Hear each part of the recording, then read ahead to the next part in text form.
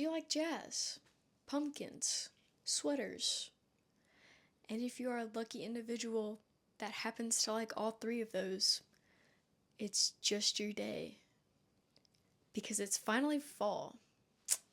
And if I were you, I would grab a knife, cut me a big ol' slice of pumpkin pie, cozy up with a nice good sweater, because it's about to get chilly. And I'm not talking about the weather. You're about to get some chills, because it's about to get real scary up in here. So it's finally fall. Yay! But it's still hot as balls where I live, so I'm sadly not going to be busting out the sweaters and the beanies just yet. I know, really sad. But one thing that I can do to feel the urge is watch horror movies.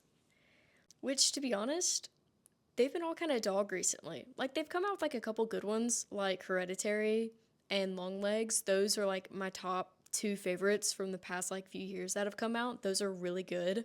Hereditary scared the shit out of me, and Nicolas Cage did such a good job playing as the serial killer in Longlegs. Like it, and the cinematography was perfect. Like it was super good. One thing that I'm still thinking about, even to this day, is why the hell did Megan exist? Like, why did it even get a sequel? Like, what are, in fact, about the sequels, why are we still even getting sequels of, like, movies that happened forever ago? Is everyone just, like, unoriginal now? Or are we just gonna have to, like, keep bringing back old media to, like, scratch the itch of everyone's little ape brain? That was my rant about sequels in the horror community for right now. Growing up, I've always really enjoyed horror movies, especially like video games. I thought they were really interesting, and I love like the graphics and like the storylines for them. I thought they were really cool. When I was 10, I became really obsessed with FNAF. I mean, like every other 10-year-old at that age, but that led me to like obsessing and just devouring any and all kinds of horror media. And it eventually led me to watch a ton of Let's Plays, like Outlast, Silent Hill, and Until Dawn. And oh my god. If you haven't played or watched Until Dawn, please. It's so good. It's one of my favorite games. It's so good. I love it. The movie's trash. Again. Trash. But the game's good. Love the game. I'm saying all of this because there was a time when I thought that I was gonna get murdered by like a guy who thought he was the main character in a horror movie. And the movie that I'm going to be referring to is called Pumpkinhead. It's an oldie, like it's one that's been out for a long time. I think it came out like 1986, I think, or 88. It was in the 1980s, I'm pretty sure. So in that movie, there's a guy who, the main character is a father, and he summons like an evil pumpkin monster to off the people responsible for offing his son. And then he realized that, oh, he's evil. I need to stop you. And then he stopped him, and then everything was good, and da da da da. But I used to work at a pharmacy a long time ago, and I ended up working on Halloween night. And it was just me, the pharmacist, and another technician there that night. And I already closed up the front of the store, so I went to the waiting area to sit in the back to wait. We had like 15 minutes left before we closed. So I wasn't paying like any attention to like anything that was going on. I was like zoned out staring at the wall. Like I looked dead inside. And I heard this binging noise from the front door when it opens. Obviously, I'm like, oh, it's like someone's coming in to get their medicine. They'll be in and out in like 3 minutes. Like, it's not a big deal. But I didn't look over. But I got like a snippet out of like the corner of my eye, and I saw a guy in like overalls, and he was wearing a straw hat. And I was like, oh, weird, but okay. I live in the South, so it's not unnatural to wear overalls, but it's not frequent for where I live. The majority of people don't, but if you're a farmer, like it's normal. Like people wear that out, and it's okay. But I was very intrigued. He waltzed around the corner for a couple of minutes, like totally unaware that we closed in 10 minutes now. He finally made his way up to the counter in the pharmacy in the back where I was. He was standing 7 feet away from me roughly. I could now see all of him, including his face. He was wearing dark blue overalls with the straw hat, but when he turned to where I could see his like entire face, it was painted all orange and black.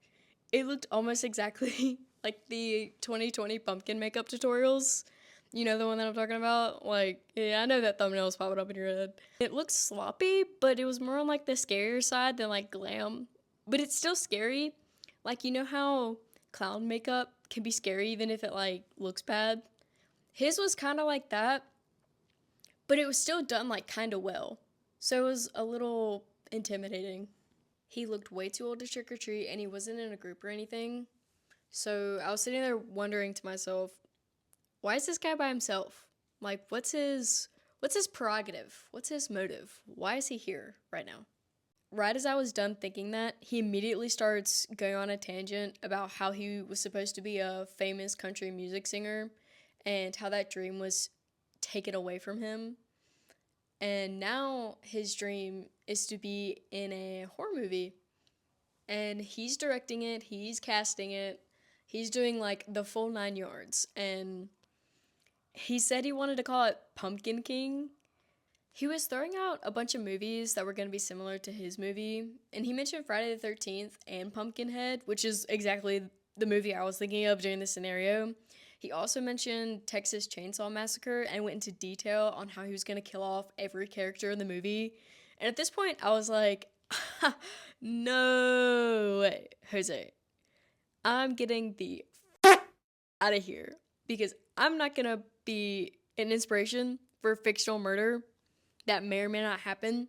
So I got my little tush up from that seat and power walked to the back, which was an employees only section. So I felt safe, even though I more than likely could have been killed easily because it's literally just 2 doors. Anyways, I immediately started texting the tech that was up front, asking why our boss was not skipping this unskippable cutscene and entertaining this man's dialogue, and she was just as confused as I was. We were both 17 at the time, so we didn't know what the to do, and then finally it hit 6:30. The time the store closes. He finally decided to leave, and on his way out, he told us to go see his movie when it comes out. Afterwards, we locked the store up. It was me, my boss, and my coworker. Me and my coworker looked at our boss and absolutely refused to walk back to our cars by ourselves. So we made our boss do it, and it was fun. We were dandy. We drove back home, and when I got home, I just laid on my bed and ate a pile of candy that my sisters got when they went trick-or-treating, and then just rewatched the Saw franchise. I had a great time. It was a pretty eventful night. Yeah, the only lesson that I took away from this was to never work on Halloween. But I guess it gave me a funny story, so I might work on Halloween again at my current job. But then again, I probably won't because people are whack. So we'll see how I'm feeling. But probably not. I don't know. With all that aside, I hope everyone has an amazing Halloween and gets all the candy you can possibly shovel into one bag. Make that like a Santa sack. I would carry a Santa sack with me and then just like fill that puppy up. And I was set. Like I loved Halloween. It was so good. And yeah, goodbye and thank you all for watching.